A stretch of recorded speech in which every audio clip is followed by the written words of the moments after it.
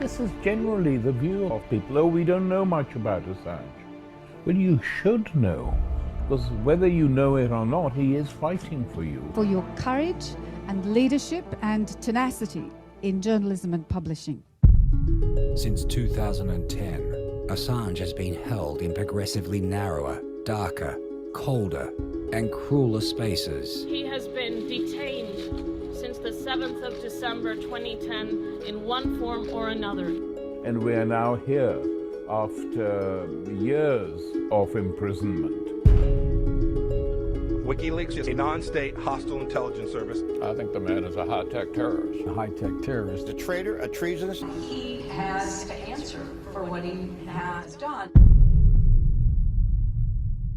Assange faces up to 175 years in prison for publishing classified documents exposing U.S. war crimes. The U.S. government narrative about Julian is a complete fraud. It is a complete fraud from A to Z. Julian took on the most powerful countries in the world, basically all of them. We now have confirmed that there were plans to kidnap Julian here in the center of London, or even assassinate him. No one who instigated that illegal and immoral war has been brought to justice. But the great truth teller sits behind bars. If wars can be started by lies, peace can be started by truth. Julian Assange is a hero. What if everything we thought we knew about somebody was a lie? Would we be willing to go on a new journey of understanding?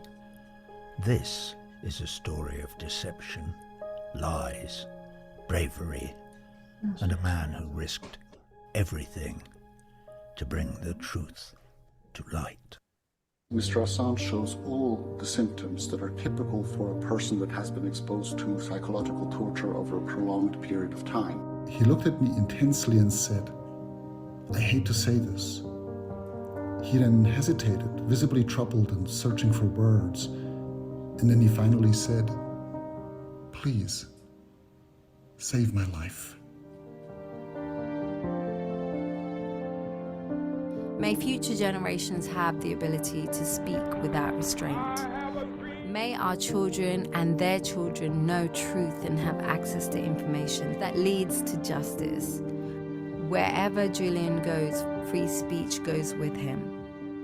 If there is a bird that is about to take flight, stretch her wings and rule the skies, may it be a peace dove and no longer a bald eagle. If you think Assange is a traitor, he's a rapist, he's a narcissist, he's a hacker, I don't blame you because you have been deceived. And if you think you've not been deceived, that's normal because otherwise it wouldn't be deception.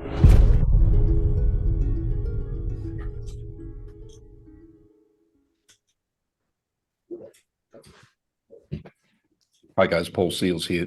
Thanks for joining us. We've got Kim Staton, the creator and director of the Trust Fall. Hi Kim, how you doing? I'm well, thanks Paul. How are you? Good, good. Thanks for joining us. Pleasure. What a ride, huh? Yeah, absolutely. Yeah. Well, congratulations on the success of the film. I think I heard that it was like the most popular documentary in Australia. Some of the awards and accolades that you've got and the attention that you've achieved in relation to contributing to Julian and his family. Yeah, the most watched Australian documentary of the year in cinemas worldwide thus far, yeah. Incredible. So could I ask you a little bit about the background? Like, well, what was your impetus for creating this documentary? I mean, I've seen it and it moved me to tears a couple of times, but what was the catalyst for the creation of this for you? Well, for me, the inspiration started in 2010. I was at home on the couch and watching the news one night, and this awful video came up. It was a black and white footage of 12 people on a street corner in New Baghdad during the Iraq War,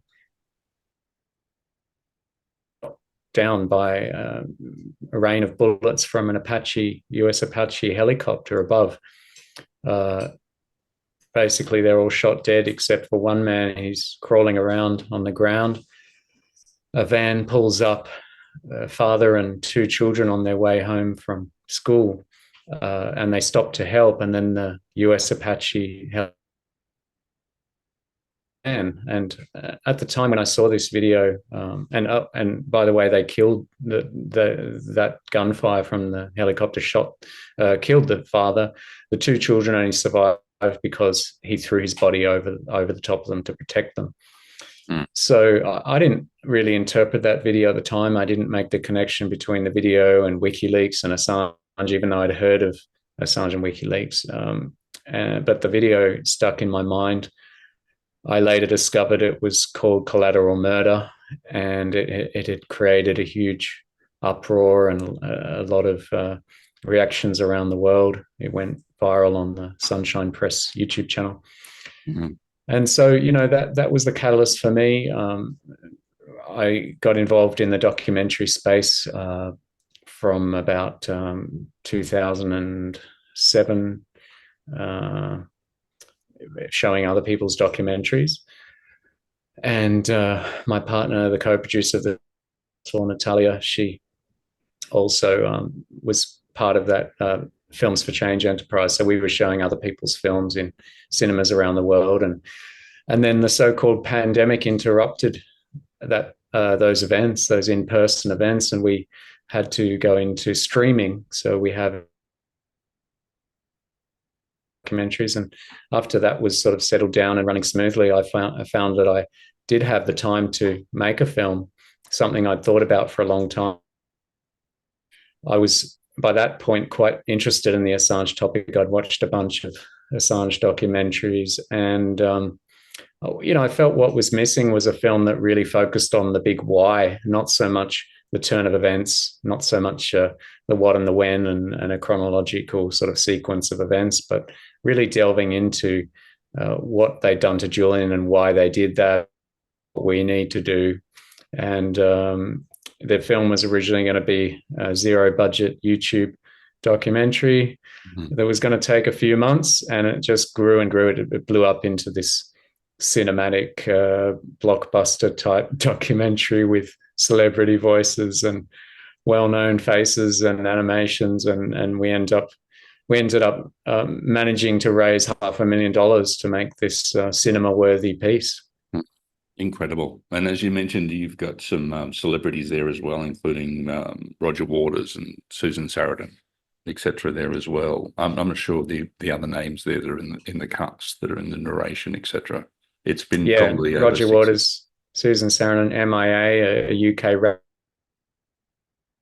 Morello, who's the legendary guitarist from Rage Against the Machine, and then an Australian voice, this wonderful, deep, strong male voice in Jonathan Oldham from Melbourne.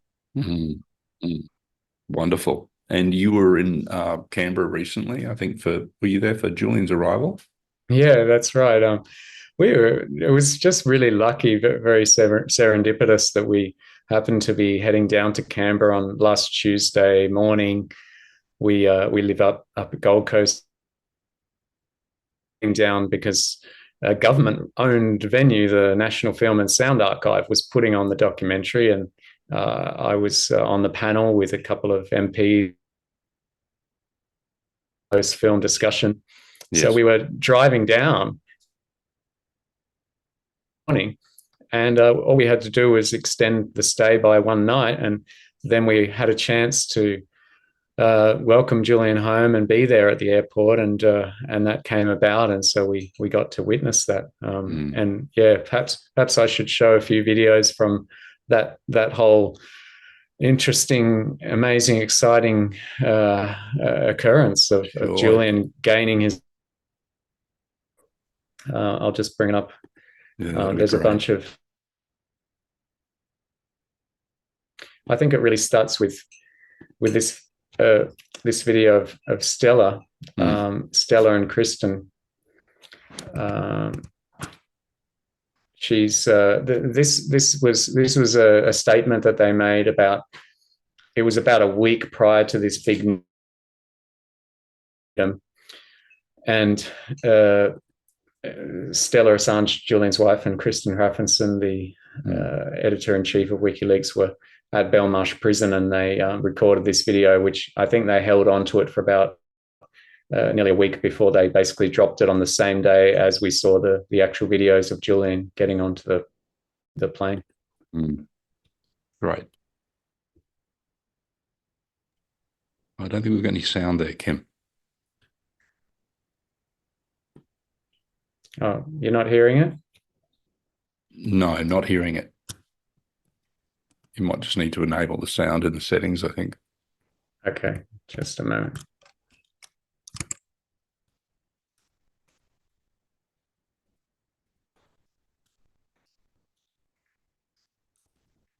Just bear.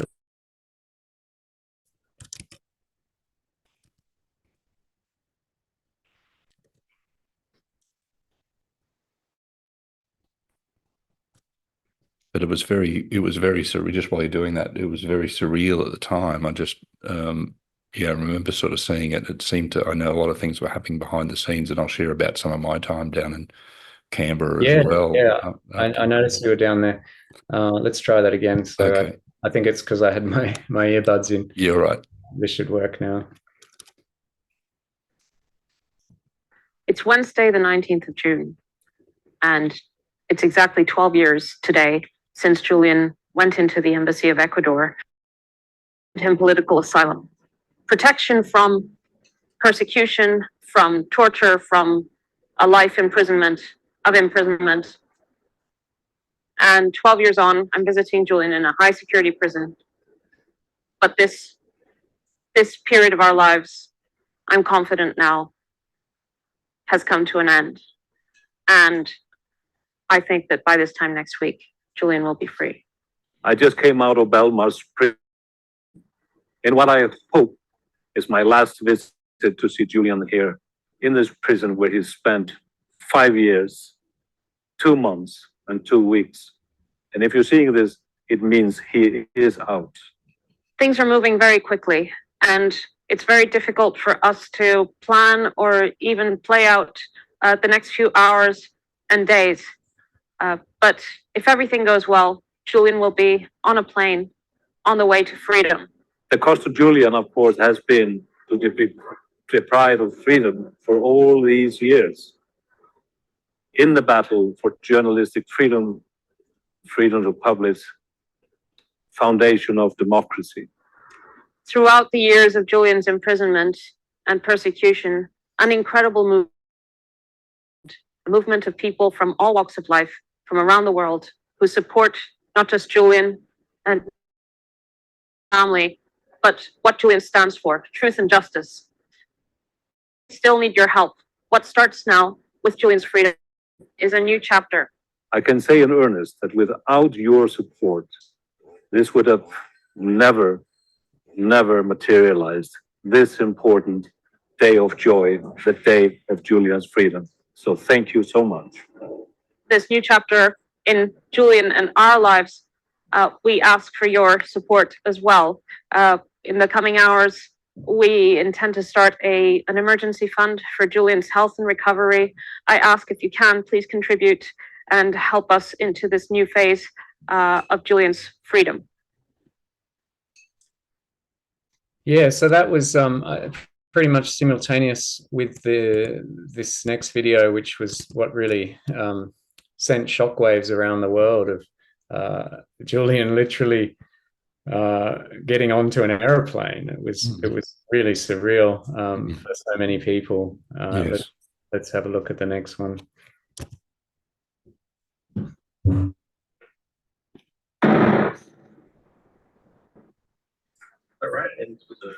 And, you know, these are the first images of Julian that have been seen for like over 5 years. The last time that we'd seen him was when he was being basically carried out of the embassy like a piece of timber and thrown in the timber lorry and carted off to rot in Belmarsh prison. Apart from a leaked video of him just a day later, I think, when he was actually had arrived to his prison cell, wearing the grey prison clothing that they wear. Yeah. And then we saw this video of him arriving into Bangkok airport. I'll just bring that up, which was, equally astonishing, because we see him actually looking out the window, and you can sort of imagine how that would feel after being in a 6-meter square cell for 5 years. Yes. The embassy before that for nearly 7 years, and then to be able to look into open space and a change of scenery, you can't even imagine what that was like, and all of that sensory deprivation. And another thing was that he was looking quite energetic and reasonably healthy, and although no doubt there's various underlying health issues, but he looks quite sprightly and energetic, having conversations. Is there some other video footage there, Kim, or we've still got the still of him boarding in the screen there at the moment? Oh, yeah, I forgot to. If you could just reload that, that'd be great. Yeah, sure.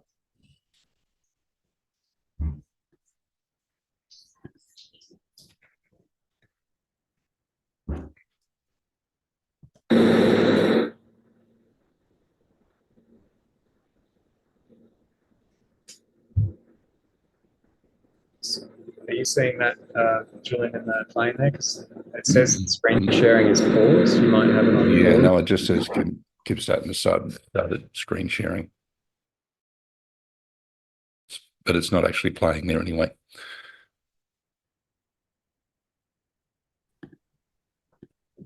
Yeah, it says it's on pause for some reason. That's okay. So you're referring to the footage of him being in the plane. I'll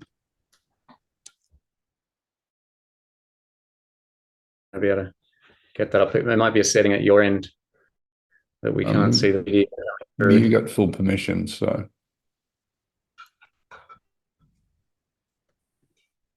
I'll try. Screen sharing is paused.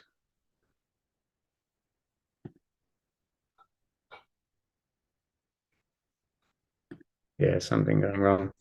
Anyway, we'll just describe it.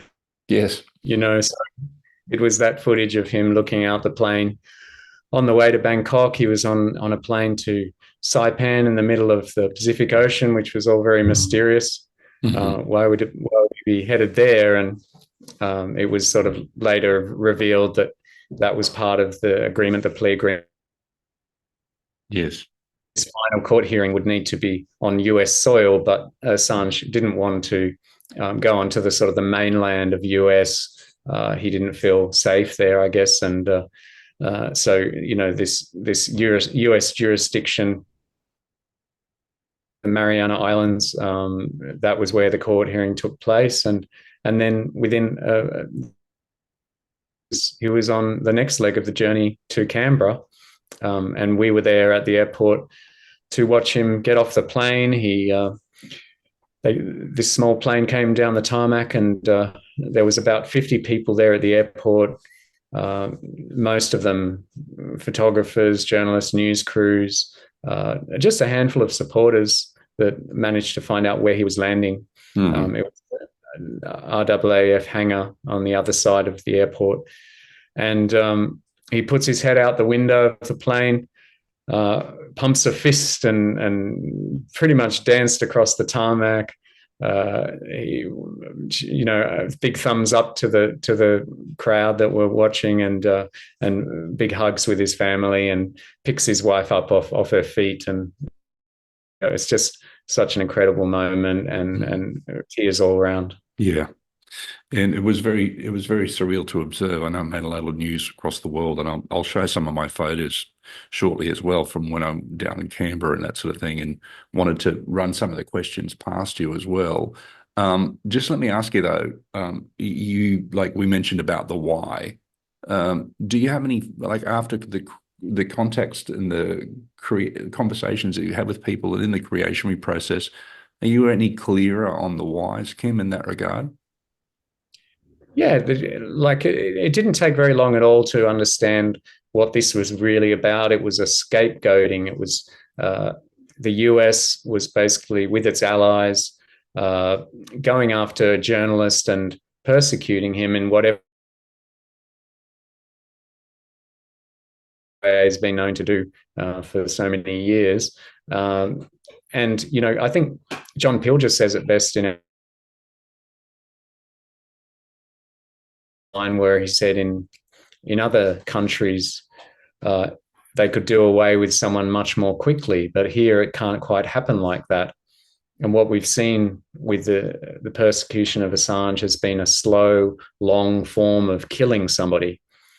So, you know, on one hand, it was that they could to undermine WikiLeaks, to bring them down to the ground. At one stage, you know, there was this Yahoo News article where they interviewed many US former staff of the CIA, etc., that revealed that there was a plot to assassinate Assange, to poison him in the embassy or stage a shootout on the street.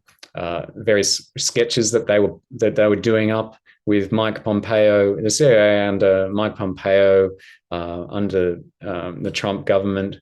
Yes, and it was all about, you know, trying to either rub him out or just to keep him locked into these legal proceedings, court case after court case. There's been dozens of and you know, to bankrupt him, to put him out of action, and you know, this long prison sentence, fine space under the Mandela rules of the United Nations. It's considered torture what they did to him. Yes, that was designed to try to make him lose his mind, to forget what it's like to be a human being. And that's what it was all about from many different directions, was to put them out of action and send a warning shot to the journalists and whistleblowers all around the world, whistleblowers who could reveal information, and publishers and journalists who could print it. Yes. But we're not going to put up with you exposing our dirty laundry, exposing our crimes, causing us embarrassment, and also Assange basically threw his own body like a spanner into their war machine.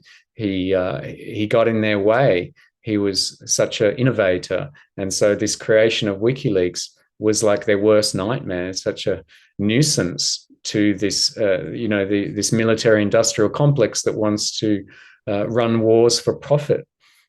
So, you know, that.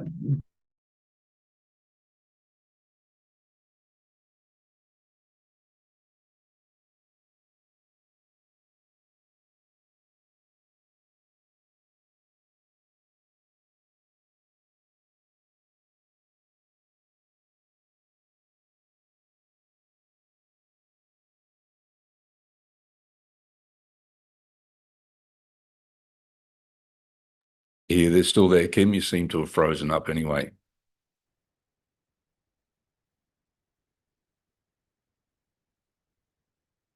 I seem to have lost connection here with Kim. Just I might jump into some of the slides here just while I'm waiting for Kim to come back in. I'm going to do a share here quickly and talk about some of my photos here I wanted to share. Of course, this is the front page of the Sydney Morning Herald there in relation to covering the news story there, just while waiting for Kim to come back and join us. And I was very honoured and privileged to be able to join Julian's father, John Shipton, in the Australian Federal Parliament early this week, and as a guest for John. And first time I'd been inside the Australian Federal Parliament, actually. It was really quite amazing. There was you can see there Andrew Wilkie and Peter Whish-Wilson with some of the other politicians for Friends of Assange and bring Assange home, and it was really quite I was really quite, as I said, I was quite honoured and privileged to be there, to be able to witness that event for the dissolution of the community and the political process for all the people that had joined to work very hard, not only with people on a grassroots level, people like Kim Staton with the Trust Fall documentary, etc. as well. I hope Kim's able to jump back and be able to join us there as well. And it's interesting, it came up in my feed today. This is one of the Free Assange events that was held 12 years ago today in Brisbane at West End. So it was it's interesting how time's circling back in again. I hope Kim's able to jump in. Just say hello if you're able to get back in there, Kim. Yeah, and, I'm back. Okay. Sorry, I was flicking through some of my shots. Actually, there's myself and John in Australian Federal, outside the Australian Federal Parliament early this week, and the dissolution of the group for Friends of Assange. Got to be there inside Parliament for that. And this is a photo of us with a buddy of mine, Christian, in the US. We were in, I think, August last year with General Flynn. Got to have a conversation with him as well with my Free Assange T-shirt on. So we had a bit of a discussion there about talking about how Assange should be freed as well. But it's interesting. We'll talk a little bit more and comment about this. There's some of these articles here. It's interesting that the media still continues to, run smear campaigns against Assange as well. Yeah, that was just shocking to see, after all that positivity about his return. Basically, he got a hero's welcome on most of the media, but then the next day you had particularly Sky News, some presenter on there starts their spiel by saying he put lives at risk. They're just regurgitating these smears without just spending 5 minutes of research. They could have easily realized that, there's been numerous confirmations of that Assange and WikiLeaks didn't put lives at risk in those releases. At the trial of Chelsea Manning in 2013, the Pentagon had to admit under oath that no lives had been put at risk. I believe they spent millions of dollars trying to find some evidence, and they didn't find any of that. And then in this actual court hearing last week, last Wednesday, the magistrate Maglona actually made a point of stating that there wasn't any lives put at risk. Yes. She said, I'll quote what she actually said. Quote, "There's another significant fact. The government has indicated there is no personal victims here. That tells me the dissemination of this information did not result in any known physical injury." So that's what the judge stated. And there's been other confirmations of that no lives are put at risk. So it's just it's pathetic that these Aussie so-called journalists have this continue to recycle that smear. And you have to get the impression that the other one that they claim is he's not a real journalist. Well, no, he's not a journalist on the level of most journalists that just print government handouts and whatever their sponsors want them to say. He's taken journalism to a new level of accuracy. WikiLeaks has never had to correct anything that they've put out. It's 100% factual, and that's something that no media can claim to have done.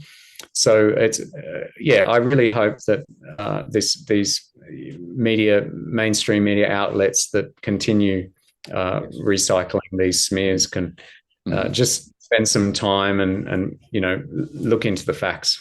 Yes, well, talking about smears and that sort of thing as well, I'm going to read, there was a lot of negative. Well, I'm sure there was some that sort of tainted the space as well. I'm just really going to read this bit here as well. We could speak into that. I think that's part of the thing that sort of sullied the joy of, some people sort of making claims about controlled opposition. Someone's claim here as well. I can categorically state beyond a shadow of a doubt that Julian Assange and WikiLeaks is a complete and utter piece of theatre put out there as QAnon and the white hats for Guardian readers and normies, etc.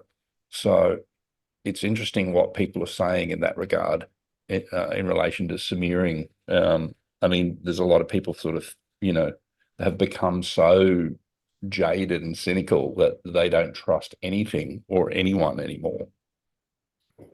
Yeah, I think it's a mixture of this kind of people have this hobby nowadays because of the growth of independent media, of Telegram and BitChute and places, sites like that, where you have, anyone can have a voice, and sort of like anyone can make these bizarre theories, and it's sort of like the more fantastical it is, the more it spreads on these platforms. And notice that they never put any evidence next to it. They love to say fact in capital letters next to what they say, but then there's no sources. So, it's hocus pocus, hoodoo, herbalism or something. It's just crazy what they come up with. Like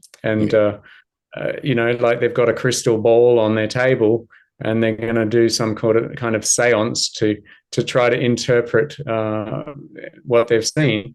I think it's also mixed with a bit of a sort of a tall poppy syndrome, where you have, people just want to cut someone down that's got that's achieved something in life. Assange has won more than 24 journalism awards, including the Walkley Award. And people that you really admire and respect, that are real journalists, like John Pilger and then legendary whistleblower Daniel Ellsberg, supporting Assange. I think these people that make up these lies and these fanciful imaginings that they put out on these platforms, they're actually lacking intuition. They can't actually see integrity and the sacrifice that Julian has made. It's most certainly real. When you see, that people have visited him in prison. He's been there for more than 5 years and had many people from all sides of politics, and journalists through to his friends and family. The Assange has supporters from so many walks of life. How can you look at that and say that he's some sort of controlled opposition when he's been through so much? So it's interesting because it's sad that people are so deluded to come up with these fanciful ideas. Yeah, I remember having that conversation with his father as well, and he scoffed at it and said, like, the guy's half dead.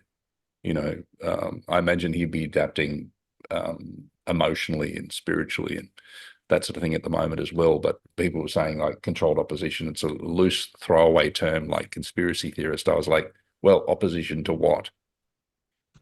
You know what I mean? So it's been it reminds me of that saying, let's all have an open mind, but not so open that your brain falls out.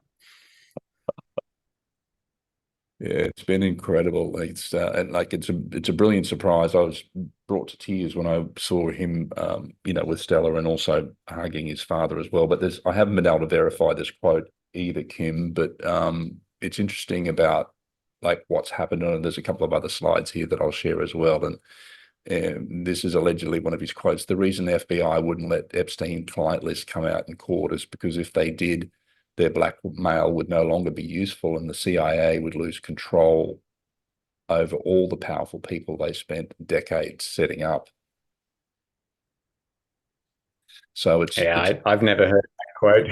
Okay. That sounds like made up, clickbait. Yeah, it hasn't been kind of cited, thing. But it was interesting here. This is the tweet from X from Robert F. Kennedy Jr., who I know that he came out about 18 months ago and said that he would pardon if he became president of the US. But he's said here, and it's interesting to note, he said Julian Assange struck a plea deal and will go free. I'm overjoyed. He's a generational hero. The bad news is that he had to plead guilty to conspiracy to obtain and disclose national defense information, which means the US security state succeeded in criminalizing journalism and extending their jurisdiction globally to non-citizens. Julian had to take this he has heart problems and he would have died in prison, but the security state has imposed a horrifying precedent and dealt a big blow to the freedom of press. Yeah, it's true he had to plead guilty to one of the 18 counts on that indictment. So the way I see it, it's really an 18-1 compromise. The US had to compromise a lot more than Julian did. We went to the press conference that night on last Wednesday night in Canberra, and Jennifer Robinson and Stella both said that they would be looking at some point for a pardon for Assange. And so that's the next step, really, is that there has to be pressure from the public and from all sides, really, to get him a pardon, and so that this precedent isn't set, because that is a shocking precedent for a journalist for the first time to be found guilty under the Espionage Act. It is a precedent. Yes. However, for Julian, this was, it became a life or death situation. They couldn't take that risk of him being extradited to the US. He wouldn't survive it. He would have been kept under special administrative measures. They call it SAMs, in a US prison, potentially up for a 175-year prison sentence. They would have tortured him to get the information out. And so the plea agreement, although there's no gag order, WikiLeaks had to return or destroy any classified information that it's holding and is not yet made public. And Assange can't submit FOI requests for US documents. However, to his advantage, there's no gag order. He could potentially, if he wants to continue his work, they could uncover new leaks and publish them. And also the US has agreed not to bring any additional charges against Julian. There was always another reason why it was a life or death situation, was if he was extradited to the US, they could have brought new charges that had a capital punishment. I wouldn't put that beyond them, that they would go to that extent. So it was a really grave situation. So for him, as a human being, a man, a father, to be free, and he's done he's done this incredible service to humanity by not only putting out the information, having the bravery to do it, but then doing that time, that being holed up in the embassy, and then 5 years in Belmarsh prison, because he stuck to his principles. He didn't sell out throughout all of that time. When he was in the embassy and they put out the DNC leaks, the Democratic emails, the disclosure known as Cablegate. Yes. Trump offered a deal where they would drop the indictment if Assange gave up the source, but he stuck to his principles and he didn't sell out. And he just stuck there in there as long as he possibly could. And so this is a lifeline for him. And as far as I see it, he's still done an enormous service, an enormous self-sacrifice towards exposing the war crimes of the biggest empire on the planet. Yes. It's interesting you mentioned about the Ecuadorian embassy. I'm going to share this article here as well, because I remember watching the footage. I couldn't see it precisely at the time, but for those that remember, when he was removed from the Ecuadorian embassy, he was carrying a book.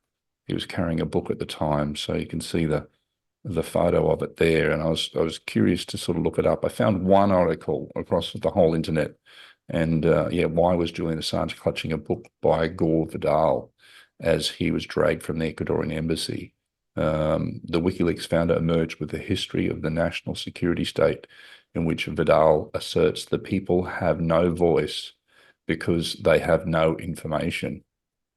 And I think that's the thing at this point in time as well, is that we're really limited to what the truth or the accurate information is that we're exposed to publicly, Kim. Yeah, there's some wonderful quotes of Julian about how, we're limited by what we know. There's one that goes something like, what we know is everything. It's the limit of what we can be. just this basic idea of how do we change the world for the better if we don't know what the hell is going on.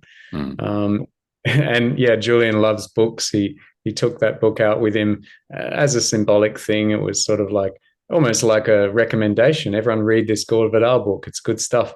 I read recently that in Belmarsh, he had 232 books with him in the cell, and basically a wall of books. And eventually got to the point where they wouldn't let him have any more books come in. People were sending books to him. And it's interesting to consider how much reading, how much knowledge he must have acquired in this 5 years and 2 months in prison. No access to the internet, no radio. He had a radio for a little while until it broke.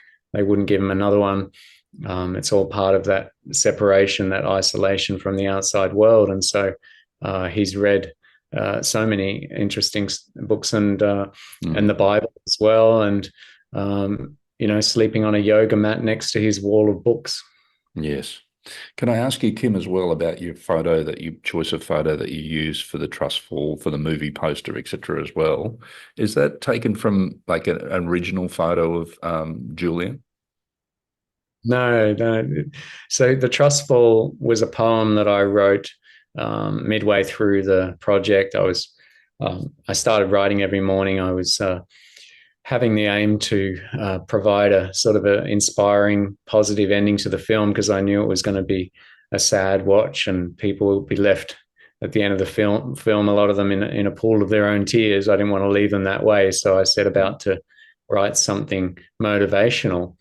And one morning I wrote this poem called The Trust Fall, and it was basically visualizing the trajectory of his life. I sort of visualized this as being a fall, that he was falling into a chasm, that his life was declining, his health was declining, he was in trouble. And as a whistleblower, as a publisher of whistleblower material, that he was trusting the public to save him, to speak out and prevent him from being, in prison for life or murdered or any of that. And so I just conjured up this idea of a trust fall, it's a reference to this personal development or team building exercise where you basically cross your arms and you fall backwards into a crowd of strangers, and you have to trust them to catch you. And you have this feeling of helplessness as you fall backwards, hoping that they'll catch you. And so this was how I visualized Julian's act, this self-sacrifice, this risk that he took, putting out information, trusting that we would save him. So that's where the title came from. And the image was actually photoshopped. So Julian's never done that pose for any particular reason, unless he went scuba diving or he did a trust fall himself. We did a fantastic, actually it was our co-producer Natalia who did the beautiful work of putting together a photo provided by the filmmaker Juan Passarelli. Provided this beautiful photo of Julian looking really strong, distinguished, combined with basically the hands of a model wearing a very nice suit, and a Photoshop to put it together. And what we were trying to do as well was to show this the real Julian, which is strong, distinguished, intelligent, powerful, unlike the image that they whipped up when a month before they knew that they were going to carry him out forcibly out of the embassy. What they did was somebody stole his shaving equipment, his shaver, his haircut, equipment, because they were staging a narrative. They were setting up a narrative where Julian would be taken out looking hopeless, looking a bit like a hobo, bedraggled, long hair. That's not how Julian likes to be. And so they set that up, that they created that narrative, almost Hollywood style of, as soon as he arrived at Belmarsh, the first thing he got was a haircut and a shave. Yes. It's incredible. There's another story I'm going to share here just really quickly as well. It's in relation to some comments that his brother Gabriel made, and that was that crypto saved Julian Assange, his brother says. Julian Assange would have never gained his freedom without support from the crypto community, his half-brother told Decrypt this week. So I know that there was a lot of the crypto community, blockchain community supported the cause and contributed to the flights, etc., moving forward. So yeah, well, what Gabriel's referring to there is something we mentioned very briefly in the Trust Fall, is that at some point, it was roughly a year and a half ago, Assange collaborated with digital artists to produce this clock artwork and also an NFT token, a fundraising effort, and it was basically a clock counting the days that he'd been in prison. And they managed to raise $56 million. And so what Gabriel's saying is that the funds that were raised from the community all around the world, people that cared about this issue, gave them the ability to launch an offensive, legal actions against the CIA, which, as I understand, are still proceeding. Basically, because the CIA under Mike Pompeo had spied on Assange and his lawyers, his visitors in the embassy. So it was an invasion of privacy. And so there's that court action, as well as the Australian Assange campaign, that, they were able to fund those sorts of very significant actions from the fundraising from that crypto creation. And that's just one of many, many things that brought about his freedom in the end. It created pressure that allowed them to counter-offensive with the legal side of things. But, who's to say what it was that ultimately made the US government realize that public upswell of awareness was reaching a tipping point, a critical point. It was growing and growing day by day. I really feel that's a combination of so many things, from, people at vigils in street corners in many capital cities around the world, week after week, going out on a street corner.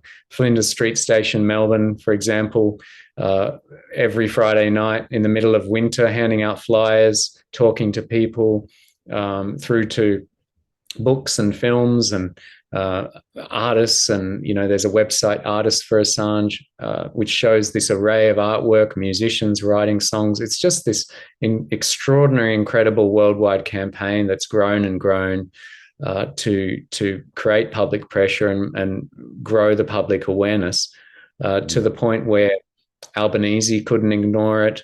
The US government couldn't ignore it. I think that was ultimately what saved Assange, was that the US didn't want to, Biden didn't want to have a journalist arriving in handcuffs into the US leading up to the next election. It's incredible, because I don't know whether there's ever been such a groundswell, particularly at the grassroots level, for any personal individual in our history before that I can remember, Kim. It's truly extraordinary. You have to look back to Mandela or Gandhi to look back to these significant figures that have done something of historical significance. Yes. But the big advantage that Assange has had is the internet, the social media, which allowed this information to spread around the world. We were astonished how, just simple memes that we were posting from the beginning of this project. Early on, we just started sharing Julian's quotes, and they were going viral organically and reaching sometimes 2-3 million people just through shares. And, just Julian's fascinating insights, philosophical quotes were getting people really triggered on both, for or against.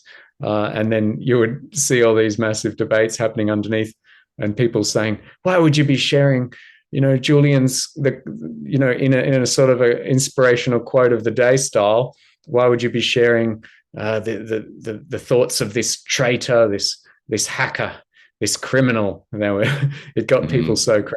And then I think we started getting all these bots, probably from one of the three-letter organizations were programming all of these comments to negative comments to undermine them, or paid shills or something, and that actually helped to spread them even further. So I did a post the other day saying thanks to all the haters and the shills for commenting underneath our post. It's helped us to reach more people with this important information. Yeah. The amazing thing as well, Kim, is that I'm astounded about how much exposure it got globally for an individual, but also how many people sort of had opinions not necessarily founded on their own research, but really founded on the programming that was projected out by the mainstream media. Yeah, that's right. It's been an information war. The film we made tried to counteract some of the smears. We didn't shy away from that. We chose to actually take them on, debunk them, kick them out of the park as best as we could. And you're seeing in our social media every day Julian's supporters counteracting those rumors with real facts. And it's incredible how powerful that smear campaign was from 2010 when they just tried to defame his character, and how people still believe those stories, those false narratives. And that's something that this film aimed to do, was to counteract those and give people the real story. And because at some point people have to just stop passing that stuff around and do their own research and see the truth for what it is. Yes, absolutely. I think the thing that's like I've been, following this and like attending supporters events for the last 12 or 13 years. And I've only got to really know John in probably the last 6 or 7, his father, John Shipton, the last 6 or 7 years. But the question that it sort of raises for me at this point in time is how ingrained the intelligence communities are in what we're dealing with at this point in time. And you mentioned the late, great John Pilger, who I also had the pleasure of meeting a few years ago. Fortunately, had met him, and he was probably one of the greatest, one of Australia's greatest sons, particularly in relation to integrity for journalism. But he covered off on a lot of these stories here as well about how, he's covering a story on here on how the CIA was involved back with the coup for Gough Whitlam back in 1975, and some amazing pieces of journalism that he covered off on. So it raises the question at this point in time as well is how ingrained. I mean, other people like Major General Flynn and Dr. Robert Malone are talking about things like 5th generational warfare that's being used by governments against their own citizens at this point in time, or referred to as, invisible weapons in silent wars.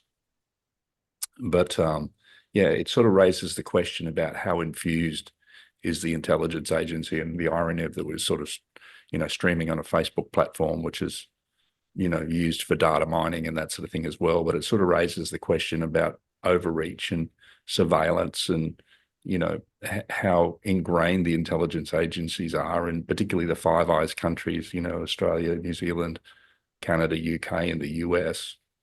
But what I wanted to ask you in closing is like, the story has a happy ending to this point in time, but what have you learned? Like how have you become through the process of this journey with this documentary? Well, look, it's really stretched me in all directions creatively. It's also put me out of my comfort zone with politics, and just the act of sitting down in front of someone like John Pilger to interview him was very intimidating and an incredible honor.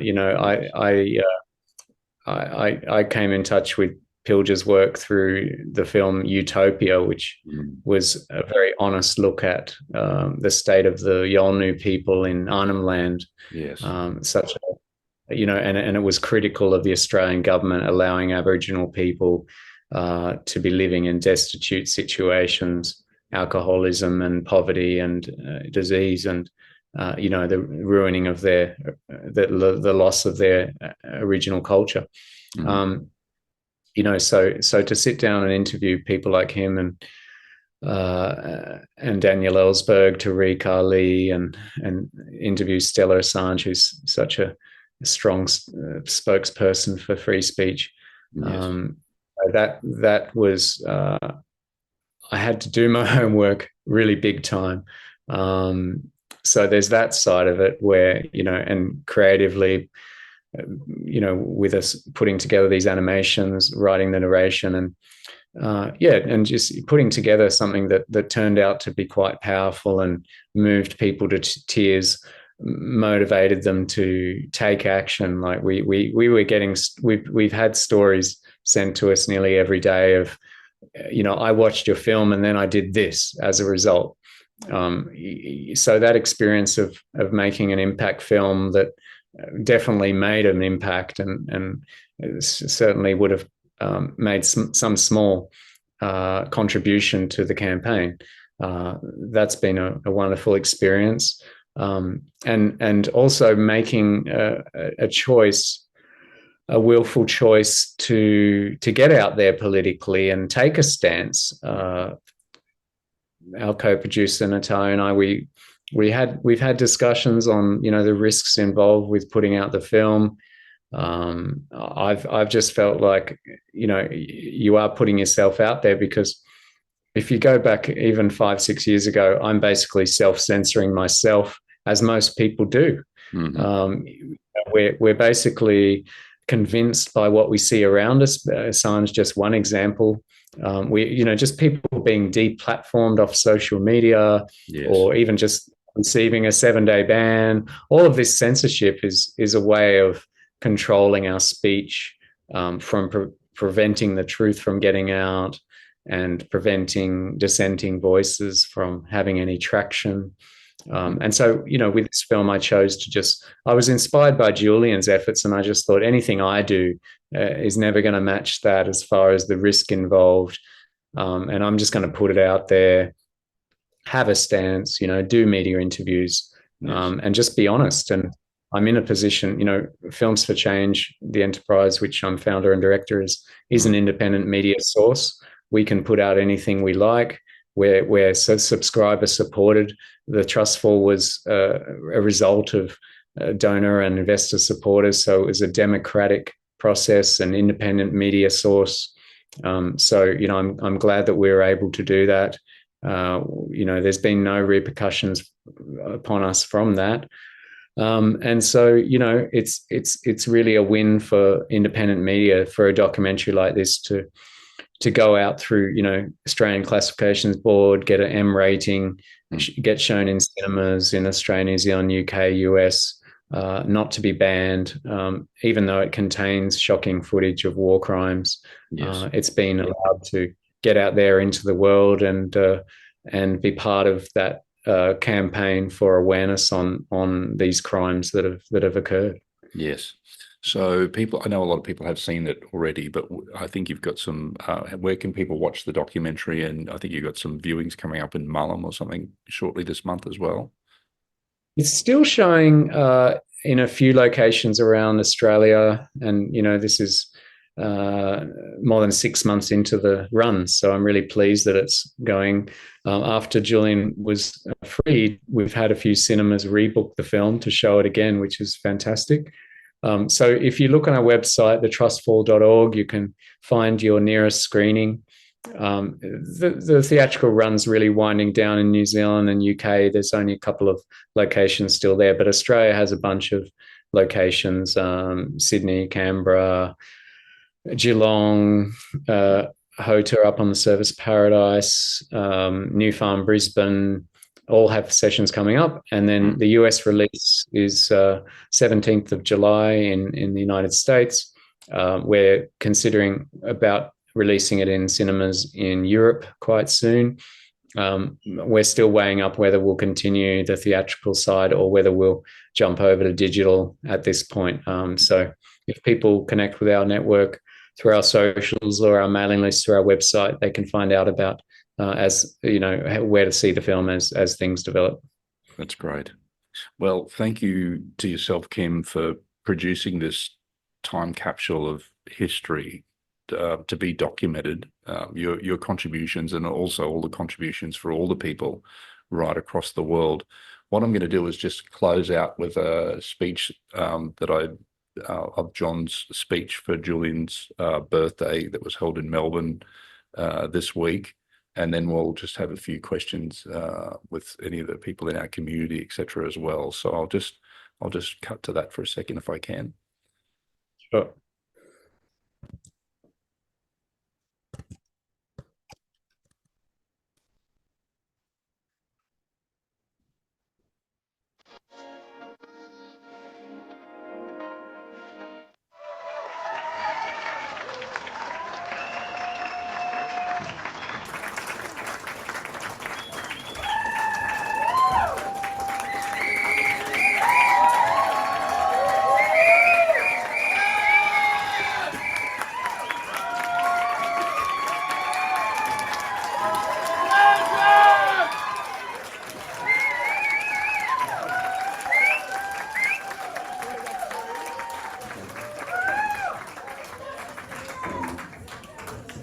Lost for words.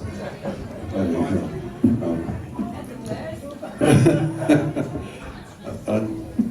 wonder if I do this.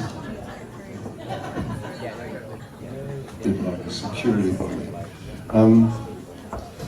I'd like to sort of do a couple of things, just a bit of a finale. In essence, I'd like to just run through a little bit of a poem. Only 2 verses, it's short, don't worry. As you set out for Ithaca, hope your journey is a long one, full of adventure, full of discovery. Lystragonians, Cyclops, wild Poseidon, don't be afraid of them. You won't find things like that on your way, as long as you keep your thoughts held high. As long as a rare excitement stirs your spirit and your body. Lystragonians, Cyclops, angry Poseidon. You won't encounter things like that unless you bring them along inside your soul. Unless your soul sets them up in front of you. Hope your journey is a long one. May there be many summer mornings when with what pleasure, what joy you sail into harbours seen for the first time. May you visit many Phoenician trading stations to buy fine things, mother of pearl and coral, ebony and amber. May you visit many Egyptian cities to learn and learn again from those who know. I'll leave the rest, but that gives you some idea that it's a journey that we all have been on. And now we take sensual perfumes of every kind we celebrate.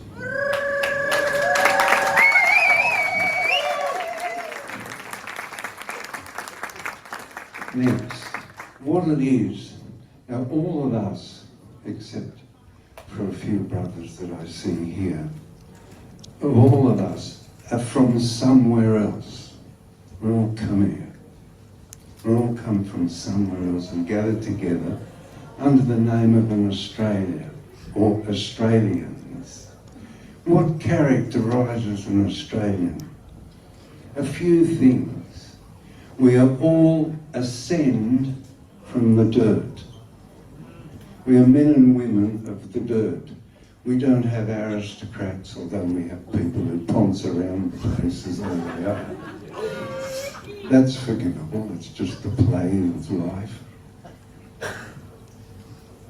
Vincent Lingari and Gough Whitlam. Gough Whitlam poured dirt into Vincent Lingari's hand. Lingari and Gough are men in the pantheon of Australians. Vincent Lingari's house had a dirt floor, and yet he caused and changed a substantial part of Australia. I want to celebrate. I want us to reverence those men and women. That's important because they are our ancestors and we rest on the shoulders of our ancestors. I want to praise here and wonder what. I want to praise here John Pilger.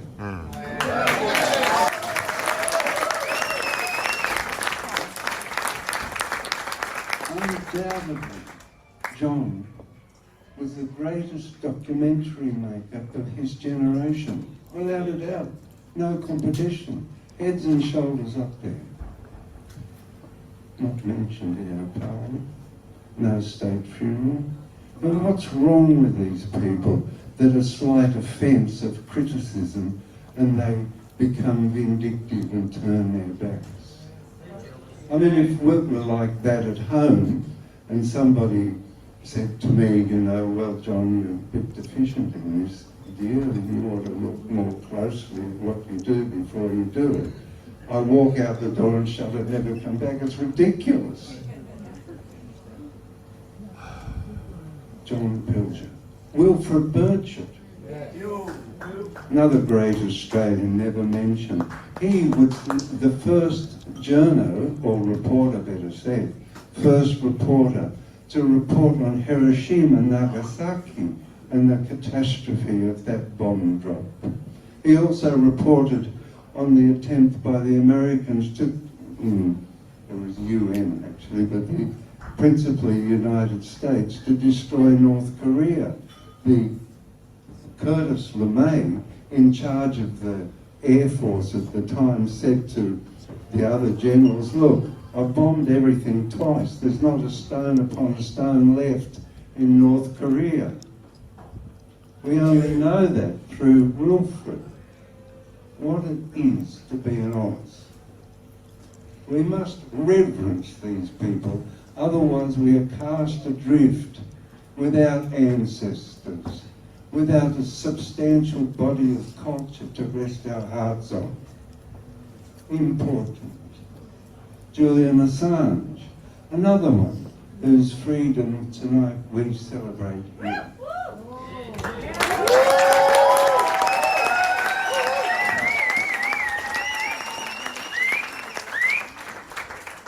And now I begin to draw together the other thread of this conversation with you, our discussion tonight. What brought about Julian Assange's freedom? Us. You and me. You generically, me generically. All of us. It was a phenomenon that was extraordinary to be involved in, to watch an incoming tide rise to a king tide and then become a tsunami. And that tsunami propelled the Parliament of Australia to make a motion to the United States, the mighty United States, who were fearful. They stood up. Antoinette Lattouf mentioned that she is involved in setting up something which will examine what it is to be brave. Well, it certainly is of our Parliament to say to the United States, we want this lad brought home. Then a delegation goes from Australia to the United States Congress and says, look, fellas, this is our citizen.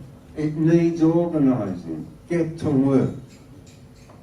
The Prime Minister, Stephen Smith, the High Commissioner, Kevin Rudd, began weaving the necessary diplomatic web to bring Julian home. We don't know the inner and out of it, but we can speak to ex-diplomats and they'll give us a clue here and there. The Parliament also, the members of the Parliament also went and saw Caroline Kennedy, who's the US ambassador in Australia, and said to her, look, we want Julian brought home. This These parliamentarians and politicians are part of us. They only act that way because of the upwelling of feeling from us. Previous foreign minister, I've got to tell you, this is a hoot. The previous foreign minister, Maurice Payne, got 24,000 emails from Assange supporters. That's more than one, 24,000 repeated to her over and over again, so much so that the Parliament, I believe, I'm told, changed its methodology. If an email has the same title or similar title, then after 5, it goes into an archive.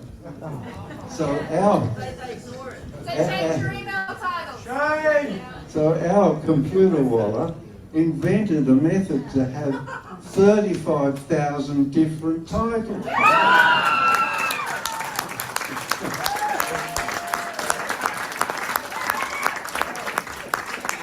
Now, to have that sort of intellect on your side is a winner. And he's not the only one, there are dozens of us. They're all here tonight. You represent those people. Another thread to join with the others. This is the final. AUKUS and the Northwest Shelf. Australia exports more gas, natural gas, than Qatar.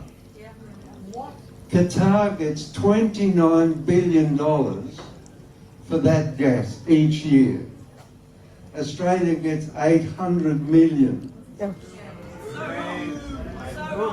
Rip off. I reckon that's a task for us that we're equipped to do. You can thank Alexander Downer for that. Alexander Downer was High Commissioner for London. A friend of ours, Kieran O'Reilly, put buttonholed him in the street outside Harrods and said, what are you going to do about Julian Assange? He replied, nothing. He's an Ecuadorian citizen now, not our responsibility. Dennis Halliday and Hans von Sponek, they were third in charge of the United Nations. They're friends of, they're supporters. Dennis, in a delivery to the United Nations, I can't remember my date, forgive me, this is some years ago, in a delivery to the United Nations said that it's very unusual to find a man in such a high station of life so stupid.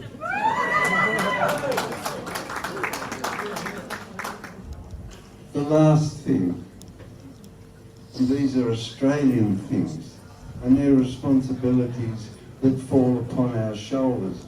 We've seen there's a possibility with the Assange campaign to change things. The last one, AUKUS. We pay $368 billion to rent 4 submarines and build 8.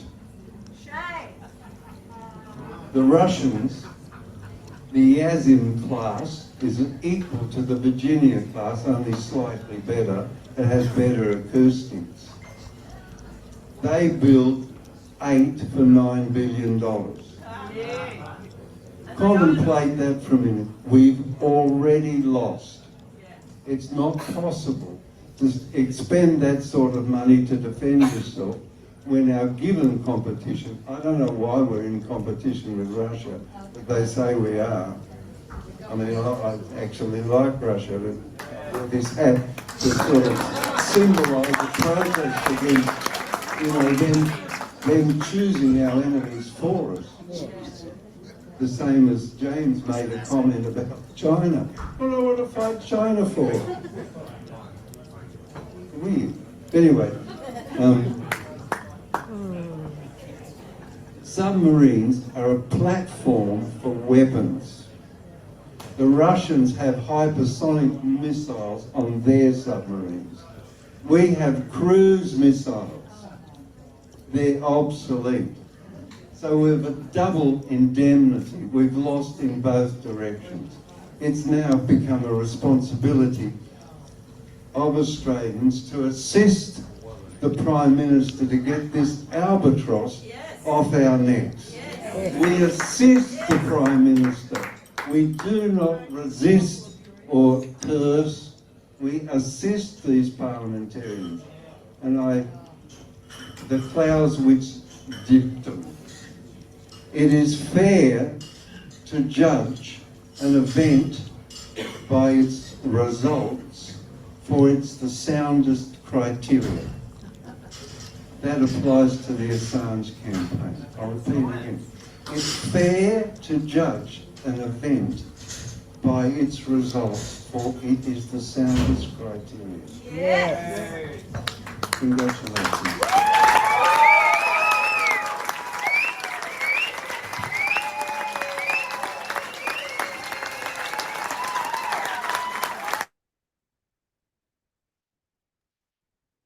I'm going to stop that there.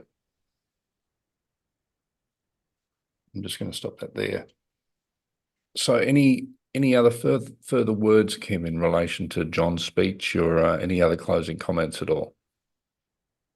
Yeah, great to see some familiar faces there in the crowd, and a nice crowd turn up for that celebration. And we had a similar one in Sydney just tonight. We went to at a pub in Glebe, organised by Consortium News, and Mark Davis, the fantastic lawyer, represents David McBride, and was there in the early days filming Assange around 2010, 2011.